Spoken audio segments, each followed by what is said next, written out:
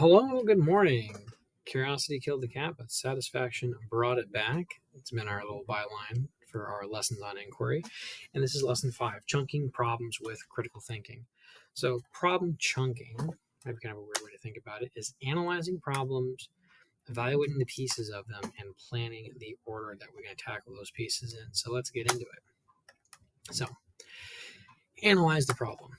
What is the goal? So when you have a problem in front of you, there's some goal that it's getting in the way of, or that is what you have at the end of that problem. Like, how do I get better at doing free throws? How do I figure out how to do these math problems? How do I get that person to go out with me on a date? What do I need to do? So now that we know what our goal is, what steps do we got to take to make that happen? And then what do I need to learn? If there's something I don't know how to do, right, then you need to figure that out and learn it before you can do the things you do that you don't know how to do yet. And then what are my tools and materials? Like, what tools I have available to me? Do I need a ball so that I can actually practice basketball to get good at that free throw, for example? And what materials are available for me to use to make these things happen like I want them to? So here's an example, like planning a party. Let's say you're planning a party for your quinceanera, for your birthday, for your friend's birthday, for your parents' anniversary for some reason, instead of them planning for themselves. So let's say the goal for the party you're planning is to have a good time with your friends. I think we all understand that. And we need food, drink, activities, and a schedule. That makes sense, right? And we need to learn people's preferences. If you have like half your friends don't like burgers, you probably shouldn't be serving burgers at your party, right? And what tools and materials do you need for a party? Well, you need stuff to decorate. You need to store some things. You're going to need ingredients for food. So let's evaluate those pieces that we're thinking about now. How many smaller problems does each need? Because if we look at a problem as a really big issue that is hard to solve, right? Like, if you have the problem of like asking someone out on a date, you're like, well, how do I get to asking them out on a date? How do I get to them being interested in me? How do I make these things happen, right? That can be overwhelming when it's really big. But if we break it into smaller problems, it gets a lot easier.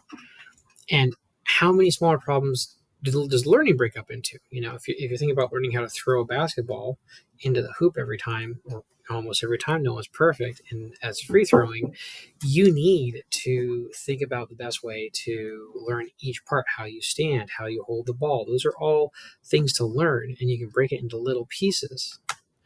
And how many smart problems, each tool and material. If we go back to the example like a party, you might be like, okay, I need to get meat and I need to get vegetables and so on. And you can keep breaking it down into smaller and smaller things. So if we go to the example from our party planning, for needs, what's food each person likes to eat? Okay, that's the thing that we need to learn. We estimate how much food to make or buy when we think about how people are going to be there. What kind of drinks everybody likes? How many drinks I need to buy? Right? We can take these needs instead of like, hey, have food and drink at the party, and then start being systemic, systemizing, having a way to break it down into little pieces that are easier to do.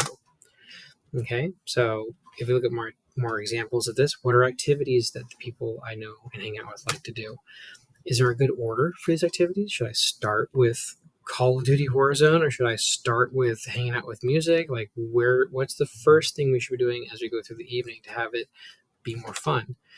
Should activities be expected for every person at the party to do them? Should we have like activities for separate groups happening at the same time? Right? When do we want to start the party? Is 3 o'clock too early? Is 8 o'clock too late?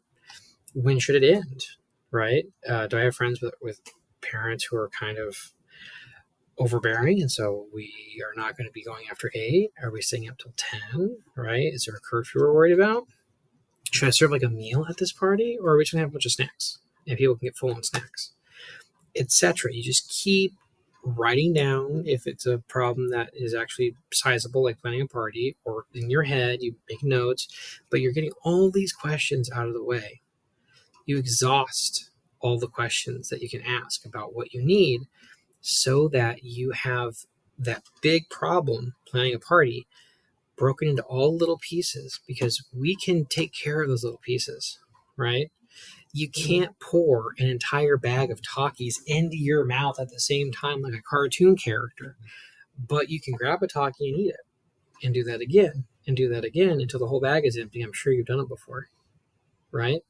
And that's what we're talking about here, the power of being able to take a big problem like a party size, a family size bag of Takis, and instead of trying to eat it all at once, which ain't gonna work, breaking it down so that you're eating it chip by chip until you finish the bag. All right, so let's plan the order. What questions depend on other questions? Some questions, when you answer this question, it changes how you want to answer this question, right? Which ones are the big questions, the important ones, the ones that you need to answer first? And what questions will straight up decide your answer for a different question? Like, oh, when I answer this question, this one gets answered too, right?